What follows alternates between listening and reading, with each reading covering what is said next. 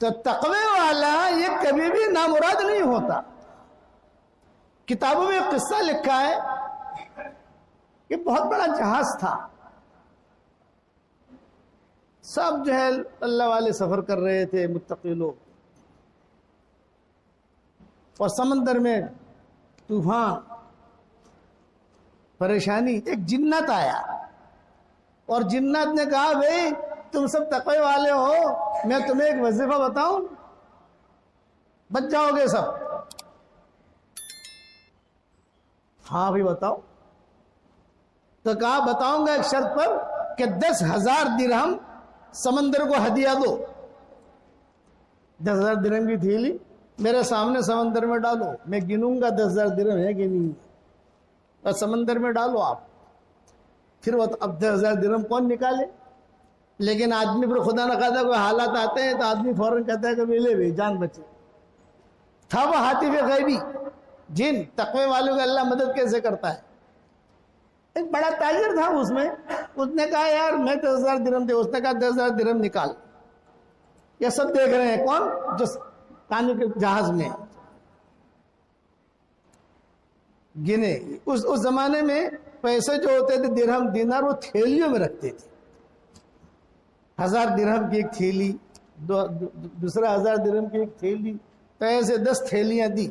اس نے وہ جنات نے دیکھا کہ ہاں برابر ہے. بولے ڈال. بولے میں نہیں ڈالتا, تو ڈال. کہا نا بھائی تیرا مال ہے, تو ڈال, زکات دے, سمندر کی زکات.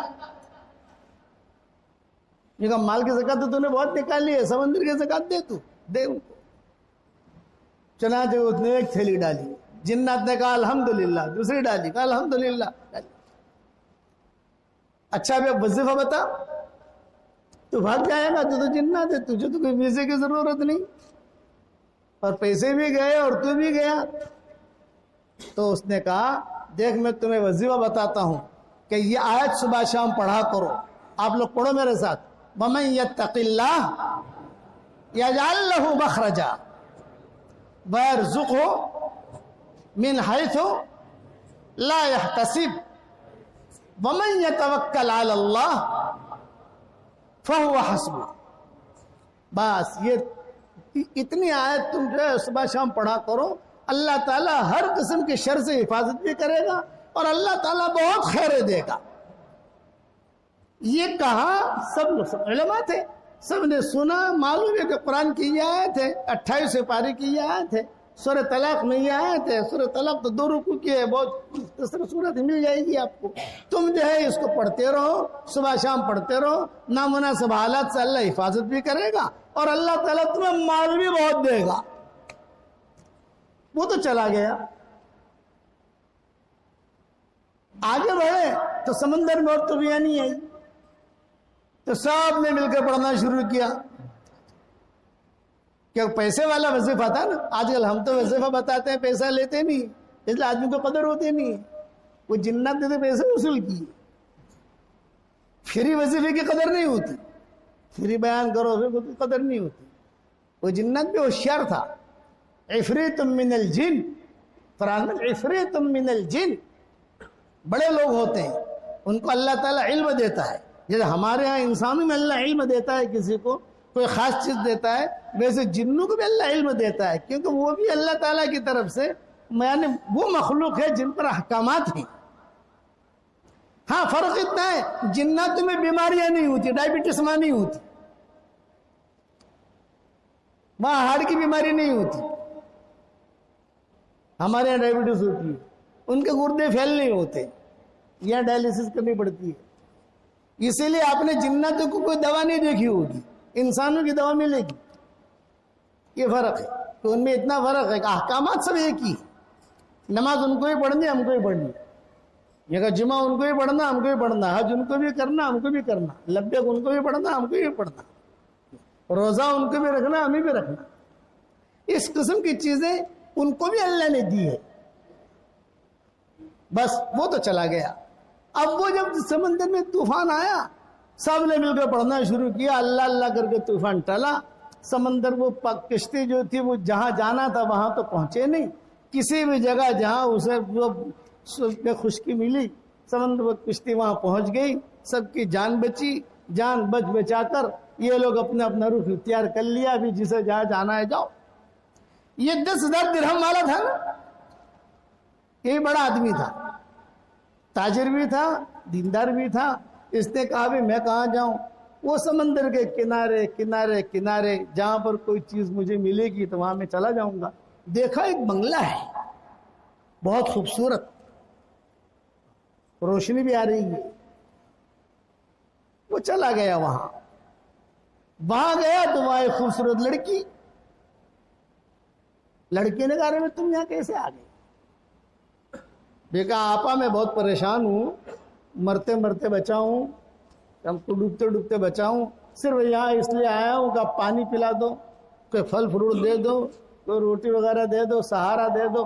اس نے کہا نہیں تو جا یہاں سے، مرے گا جا، یہ میرا نہیں ہے، یہ تو جنات کا بنگلہ ہے، خبیث جن کا ہے، یہ مجھے بصرہ سے اٹھا کر لایا ہے،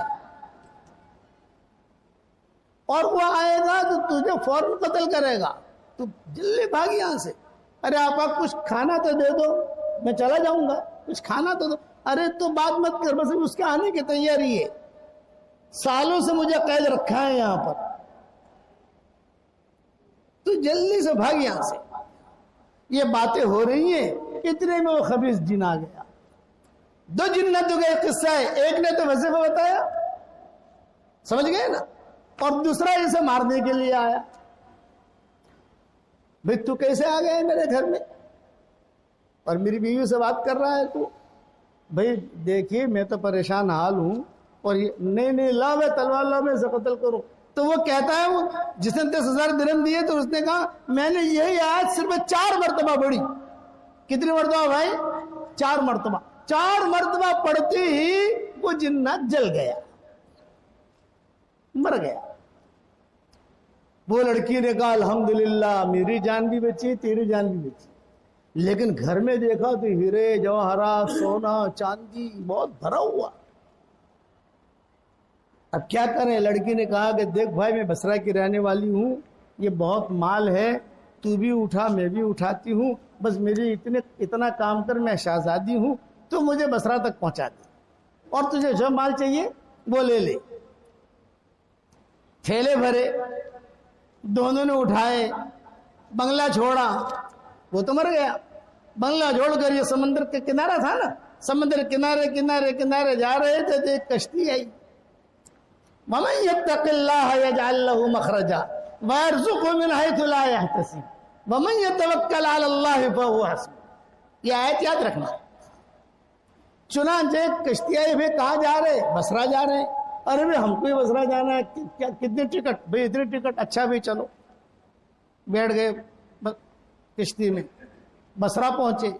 جب بصرہ پہنچے تو وہ لڑکی تو شہزادی تھی، بصرہ کی گلیاں، بصرہ کے محلات، بصرہ کے سب کچھ معلوم تھا۔